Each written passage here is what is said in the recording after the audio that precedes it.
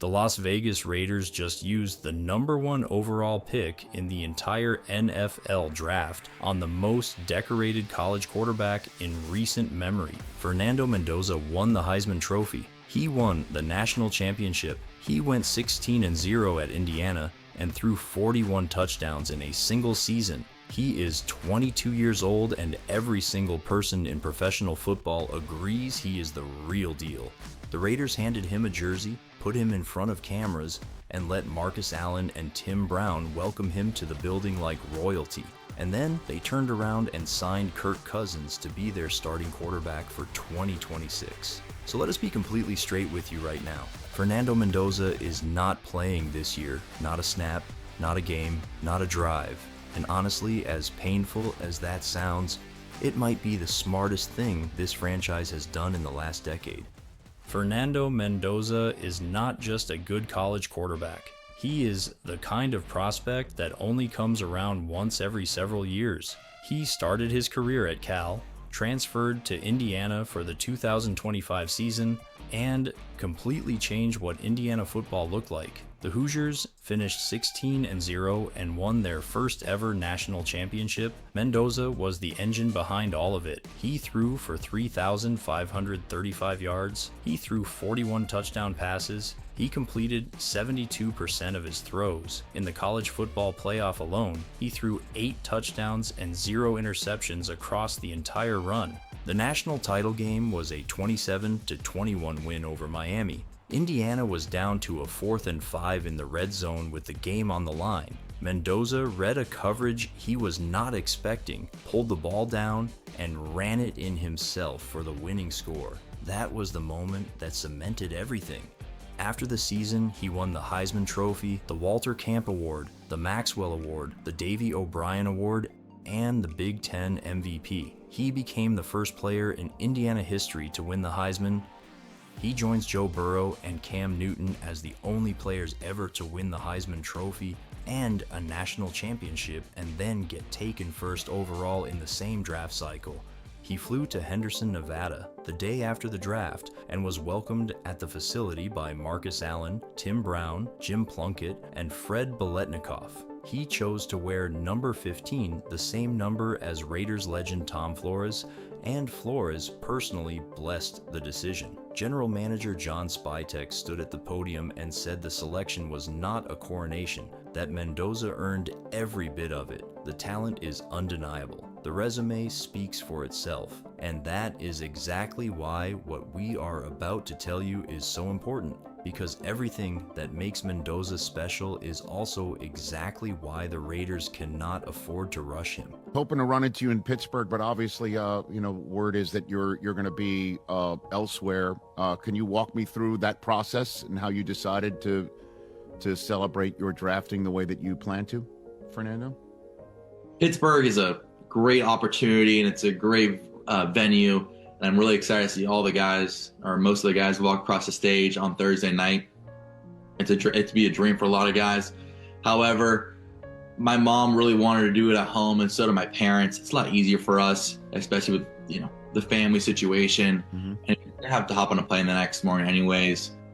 And for that travel, it'd be a lot easier to stay at home. I wanted to stay and make the memory with everybody who poured into my football journey. Mentors, coaches, family, friends. You want to share that moment with all of them is going to be the best memory that I can make, rather than limiting it to 10 or 12 people in Pittsburgh, which is going to be great. And I still want to be the best league partner I can become and make sure that there's how many cameras that ESPN wants there or whatever they need from me, I will do. However, I think it's very important to start off this journey with everyone who's gotten me to this point. This is the part people do not want to hear, but it is the truth. Fernando Mendoza ran one of the most RPO-heavy offenses in college football at Indiana. RPO stands for run-pass option, and it essentially means the quarterback is making a decision at the line of scrimmage based on how defenders are aligned before the snap. It is a system that simplifies reads and gets the ball out quickly. It works beautifully in college. It is a completely different world in the NFL. At the professional level, defenses disguise their coverages in ways that college defenses cannot come close to replicating. Linebackers who look like they are blitzing will drop into coverage at the last second. Safeties who look like they are playing deep will rotate down at the snap. The pre-snap picture is designed to lie to you. A quarterback who built his game around making decisions before the snap based on alignment is going to get exposed fast in a system that is built specifically to fool that kind of thinking. He got popped right when he let go of this ball. Here's 92 Curry. Yeah, he hits him right when he lets go, right in that right shoulder, and he was in pain immediately. That is a legal hit. It was on time. It was low under the head.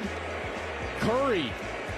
Every scout who evaluated Mendoza coming out of Indiana flagged this exact thing. He does not have a lot of NFL-style drop-back throws on tape. The system he played in did not ask for them. That is not a character flaw. That is just what his college offense required of him. The adjustment from Indiana's scheme to a more traditional NFL offense takes time. It takes reps in practice. It takes watching film of the same coverages week after week until the disguises start making sense. It takes standing on a sideline and seeing what you look like from the outside before you go out there and try to execute it yourself.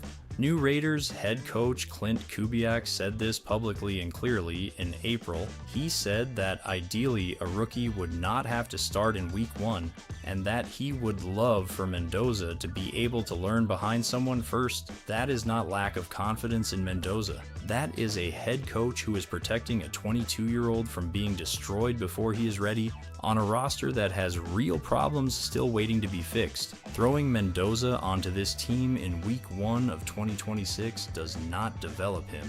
It just breaks him down before he ever gets the chance to be what everyone believes he can be, and the Raiders front office knows it. To fully understand why sitting Mendoza makes sense, you have to understand how bad this roster actually is right now. The Las Vegas Raiders went 3-14 in 2025. That was the worst record in the entire NFL. They scored 14.2 points per game, dead last in the league. They produced 245.2 yards of total offense per game, also dead last. Their offensive line gave up 3.8 sacks per game, also dead last. They lost 10 games in a row in the middle of the season. The Philadelphia Eagles beat them 31-0 at home in Week 15. No points in their own building.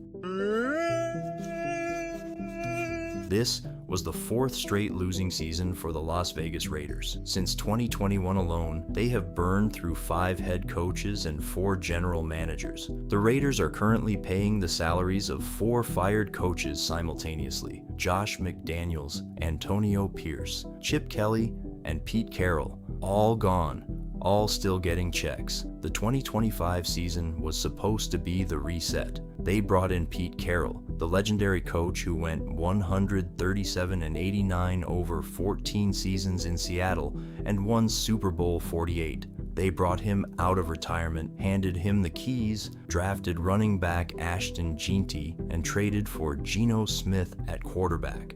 Smith threw 17 interceptions in 15 games, 2 more than any other starting quarterback threw all season. Carroll fired his offensive coordinator and special teams coordinator mid-season. Carroll himself was fired on January 5th, 2026, 1 season into a 3-year deal. The offensive line that finished dead last in pass protection is still largely the same group. The receiving core needs real work. The defense has Max Crosby, who is one of the best pass rushers in football, and then a significant gap behind him. This is not a team that is one quarterback away from competing. This is a team that needs another full offseason of construction around Mendoza before handing him the responsibility makes any sense at all. You do not hand the keys of a broken car to the best driver in the world and call it an opportunity. You fix the car first.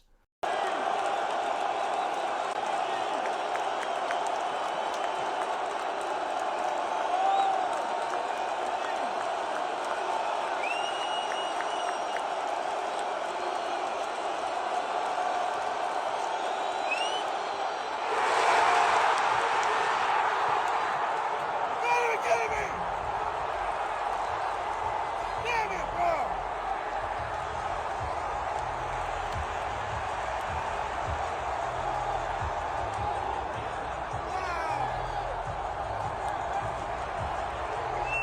So if Mendoza is not playing, who is? Kirk Cousins. They are starting week 1 for the Las Vegas Raiders in 2026. Feels almost guaranteed right now.